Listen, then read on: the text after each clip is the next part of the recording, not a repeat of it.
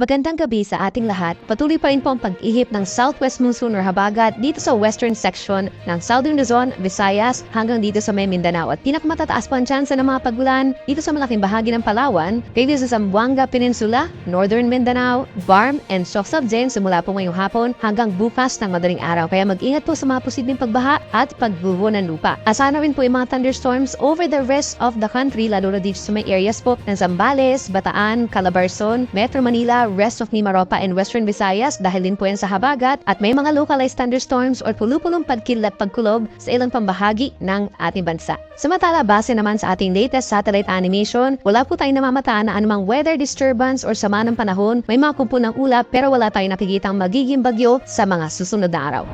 By tomorrow, June 19, araw ng Miyerkules, malaking bahagi pa rin po ng Luzon sa umaga ang madalas maaraw or bahagyang maulap ang kalangitan hanggang tanghali na po yan, and then pagsapit ng hapon hanggang sa gabi, nagiging makulim na muli at mataas ang tsansa ng mga pulupulong pagulan or pagkitad pagkulog, lalo na po sa western side ng Luzon. Sa Metro Manila, bago magkaroon ng mga pagulan bukas, asahan pa rin yung hanggang 33 degrees Celsius na air temperature, whereas yung heat index o yung mararamdamang init hanggang 41 degrees Celsius. Maraming lugar din po dito sa may Central Luzon, Ilocos Region, and dito sa may Cagayan Valley makakaranas ng dangerous levels of heat index o yung nararamdamang init na 42 hanggang 48 degrees Celsius, lalo na po sa may Cagayan. So make sure po na meron tayong dalang payong pananggalang sa init at sa ulan.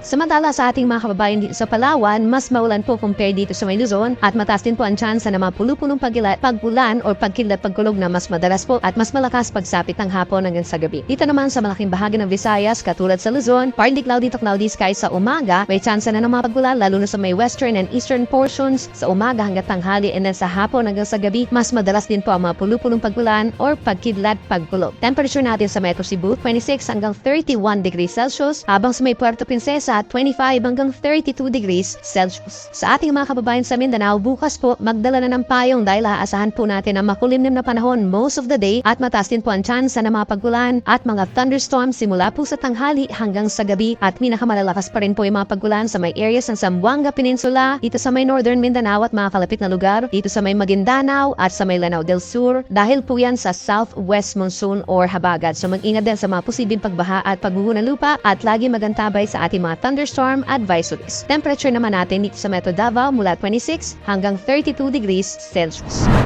Simula naman po ngayon hanggang sa mga susunod pa na araw, wala tayong gale warning or yung mga sea travel suspensions pagtatawid tayo from one island into another. Minsan meron lamang tayo hanggang 2 metrong taas ng alon kapag may mga thunderstorm.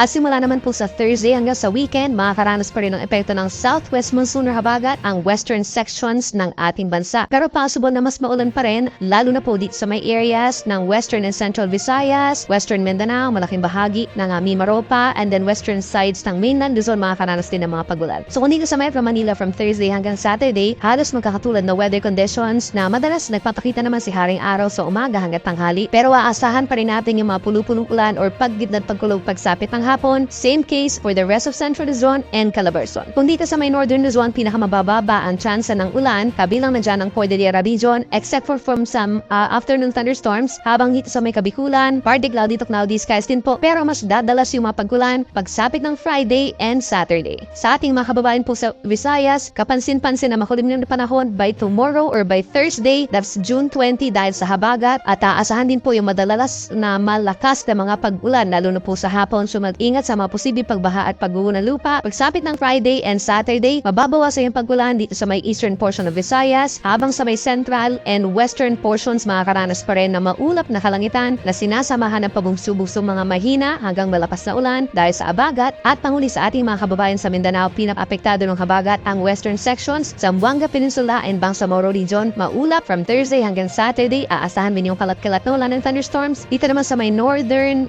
Mindanao, gayon din po sa may Soc-Sabjen, asahan din po makulimlim na panahon pagsapit ng Thursday, habang sa Friday and Saturday bubuti yung panahon pero may mga saglit na ulan pa rin po lalo na sa tanghali at hapon, habang sa may Metro Davao bahagyang maulap hanggang madalas maulap ang kalangitan sa susunod pa na 3 araw at meron din mga pulupulong ulan o pagkidlat pagkulog.